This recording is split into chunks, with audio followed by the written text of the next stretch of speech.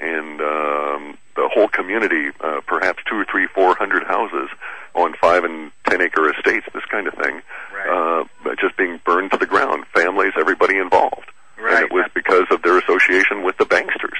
So it's a pretty scary scenario for these folks. Oh, it's awful, Guy. Unless we can figure out a way to be smart about this, the rage that's going to boil over starting in November will take a whole year in this country alone to work out. And at the end, it will not be the America of the past, and it won't be the America of the present. It'll be the beginning of a new something, a new way of organizing. We are in strange times indeed. Yes, but the cost is going to be quite horrific, both in human life and destruction of property and infrastructure. This is one of the reasons that we put our reports out, is not to scare people, to give those that will listen a heads up to say, pay attention, if you do this now, maybe it'll help. But buy also your non-genetically modified seeds, your water generator and solar power generator. Well, but also get a different attitude in the sense that when the rage comes and the banks are shut down and the grocery stores shut down, don't join the mobs. Try and calm, and get as many people out of that mode as possible, because that's going to lead to contention, warfare, and revolution in this country. And is that what they want, Cliff? I was just going to say that need not play into the hands of the beast, because they're going to use each of these attempts or each of these incidents up to a certain point to try and clamp down further. We must have we must have militarized police because they're rioting in such and such a place, right? Okay, we have one caller online right now. Let's go ahead and take Robert from Las Vegas. Robert, you're on the air. Hello, hi Cliff. How you doing? Wonderful listening to you. You're a voice of light in darkness, and I appreciate everything you give. The first thing I have to ask is basically, I called in, want to know more about the secret underground military bases. If this whole 2012 thing is a farce, why are they building these bases? And the other thing is, given the chaos that's going to ensue in November, do we have a snowball's chance in hell of surviving in a city like Las Vegas or Los Angeles? That's it.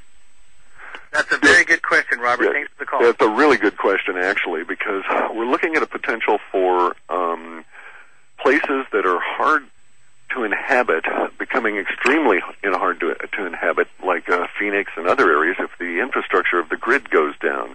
If there's no electricity, you can't provide your air conditioning, etc. So there will be a huge impact, and I suspect that the infrastructure will be severely impacted. We do show areas in our data that would have parts of the U.S., and it's too vague to say that, we're going to specifically have Las Vegas, north to such and such a place, but rather larger areas where we're going to have maybe as much as 6 months without any kind of reliable power.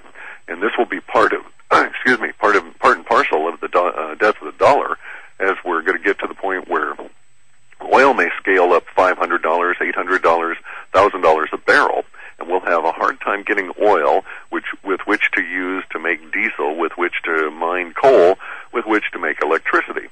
At the same time that this is occurring, we're also going to be running into some issues with natural gas production, because our Terra entity is showing that we're going to have disruption in the form of shifting, very much like the land issue in Alaska. We're going to get some areas that are going to shift and cause disruption both in distribution of natural gas at a large scale as well as storage of it. I don't know that the storage areas are going to break open, but they may crack and leak and not be recoverable or something. So it's going to be very difficult for people to inhabit areas that are hard to live in without the amenities of power. How long that will last, I can't say. The other aspect of it, the 2012 and the military bases, that's a very good point. I was going to get to that. I would say they're not building giant seed vaults north of 60 degrees latitude just to get rid of some money and store some seeds. Yeah. So, yes, that's a really good conclusion. They're not building these things just as an exercise in digging holes, or they've got too many people in the army and then they'll come along and fill them up.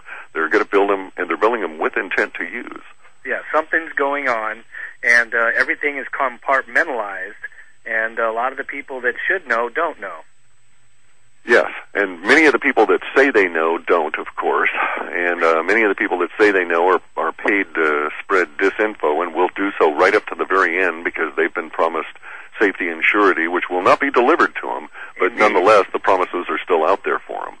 Right, so they're minions like anyone else. Yeah. And of course, they make promises just like they make promises to the people. But right, there's another aspect of this too that is just, it's so ironic, it's almost hilarious.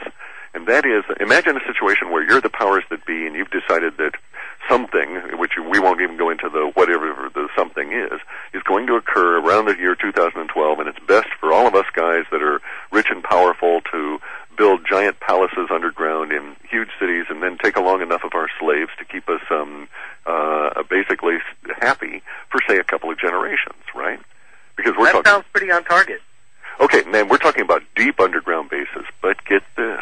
The human species cannot breed underground. Women removed from the influence of the sun stop menstruation within 37 days at maximum. And thereafter, it does not return until they've been at least 15 days exposed to the surface of the earth.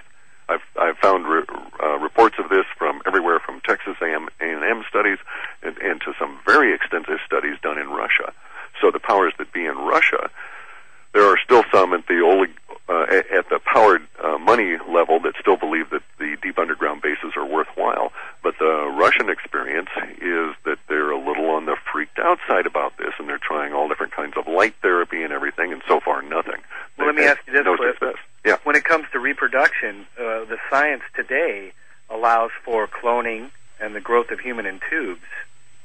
Again, there's an issue there, though. This is just like, okay, it's kind of spooky and no one ever really thinks about it, but we don't grow plants in space. We cannot grow plants in space. NASA has not been able to grow a plant in space no matter how much light and dirt and earth and water and minerals and nutrients they haul up there. Huh.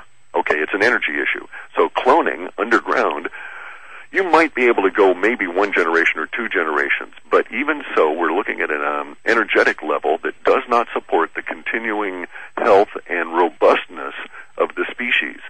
So the idea that H.G. Wells had and all these other people in terms of the bifurcation of the human species and the lower orders developing underground and so on may be somewhat accurate in the sense that if you were able to persist underground, you would certainly degenerate in terms of DNA over time. Right. Our DNA is kind of a curious substance, and it may indeed even be a language, but it certainly has energetic properties that are tied directly to the universe and to the sun, and those energetic properties appear to be shielded if you get enough earth between you and that exposure to the outside. The sun is life. Correct. Right. And there's some subtleties in there that are totally lost on the powers that be. So yes, indeed, they can clone, but I bet you that still won't do any good. And another thing is, issue is you're not going to be producing human eggs from human females after that 37th day. Huh. Even frozen ones are going to deteriorate over time. So that plan is not going to work for the bad guys. No, but it'll be a nice place to keep them all bundled up while the rest sure, of they can stay down there while we grow our vegetables on topside. Right. Okay, I got another caller here. This is Sandy from Hermosa Beach. Sandy, you're on the air. Hi. My question... Hello, Sandy. Hi. Nice to talk to you both. And thanks for having this show. This is, wow, really... It's kind of fun, yeah. Yeah, nothing else quite like it. My question had to do... I'm going to go back to the way the WebBot, forget specific predictions for a minute, and sure. The way the WebBot works, and I don't pretend to understand, the computer science behind it. But you talked about, you had Britannica before it was even out, and it was based on English language, and then you subsequently added all these other languages, but you didn't have a full cadre of words for any... cadre of words. Correct. So doesn't that skew? It does indeed, and it's an artifact of processing. We miss so much. We're assuming because of the way that we're doing it that we're skewing towards missing as opposed to towards including. Towards including. Correct. We have some things within our data sets that are checks, if you will. They're little scrubbers that go through both the SQL Server and the lexicon to make sure that we're not, in a sense, putting in anything that's artificial. And the subsets of the various languages we've gotten have been gotten at a rate that pretty much is a complement. So we might have 40,000 words in Russian and only 13 or 14,000 words in Polish, but those 13 or 14,000